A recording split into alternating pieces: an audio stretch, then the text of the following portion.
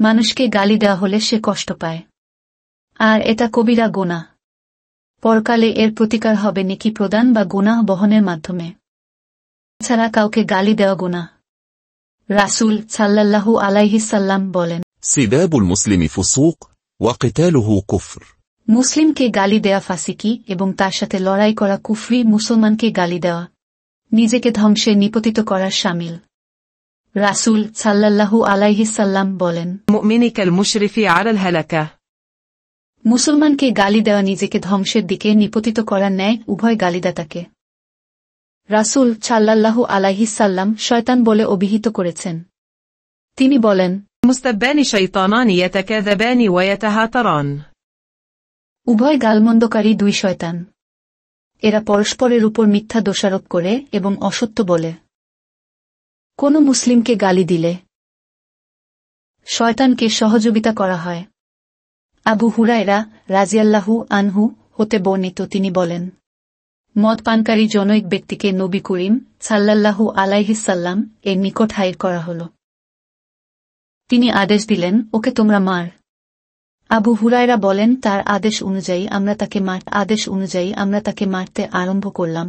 আমাদের কেউ তাকে হাত দ্বারা মারতে লাগল, কেউ তার জুতা দ্বারা, কেউ নিজ কাপড় দ্বারা। অতঃপর যখন সে ফিরে যেতে লাগল তখন কিছু লোক বলে উঠল, আল্লাহ তোমাকে লাঞ্ছিত করুক। একথা শুনে নবী করিম সাল্লাল্লাহু আলাইহি সাল্লাম বললেন, আতাকুলু হাকাযা আতুইনু আলাইহি শাইতান। এরূপ বলো না এবং ওর বিরুদ্ধে শয়তানকে সহযোগিতা করো না। গালিদাতাদের মধ্যে যে প্রথমে শুরু করবে তার উপরে বর্তাবে। রাসূল সাল্লাল্লাহু আলাইহি সাল্লাম বলেন, আল মুস্তাব্বানি মা ফাআল আল বাদিই মা লাম। পরস্পর গালিগালাজকারীর মধ্যে যে প্রথমে আরম্ভ করে উভয়ের দোষ তার উপর বর্তাবে, যতক্ষণ না অপরজন সীমালঙ্ঘন করে।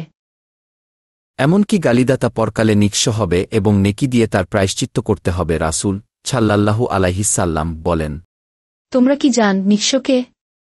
তারা বললেন, হে আল্লাহর রাসূল, আমাদের মধ্যে নিঃস্ব হচ্ছে সেই ব্যক্তি যার দিরহামও নগদ অর্থ নেই, কোনো সম্পদও নেই। রাসূলুল্লাহ সাল্লাল্লাহু আলাইহি সাল্লাম বললেন, আমার উম্মতের মধ্যে সেই ব্যক্তি হচ্ছে নিঃস্ব যে কিয়ামত দিবসে ছালাত, ছিয়াম, যাকাত সহ বহু আমল নিয়ে উপস্থিত হবে এবং এর সাথে সে কাউকে গালি দিয়েছে, কাউকে মিথ্যা অপবাদ দিয়েছে, কারো সম্পদ আত্মসাৎ করেছে, কারো রক্ত প্রবাহিত হত্যা করেছে, কাউকে মারধর করেছে ইত্যাদি অপরাধও নিয়ে আসবে। সে তখন বসবে এবং তার নেক আমল হতে এ ব্যক্তি কিছু নিয়ে যাবে ও ব্যক্তি কিছু নিয়ে যাবে। এভাবে সম্পূর্ণ বদলা বিনিময় নেয়ার আগেই তার সৎ আমল নিঃশেষ হয়ে গেলে তাদের গুনাহসমূহ তার উপর চাপিয়ে দেয়া হবে, তারপর তাকে জাহান্নামে নিক্ষেপ করা হবে। সুতরাং মুসলমানকে গালি দিয়ে তাকে কষ্ট দেওয়া থেকে বিরত থাকতে হবে, যাতে পরকালে ভয়াবহ পরিণতির সম্মুখীন হতে না হয়।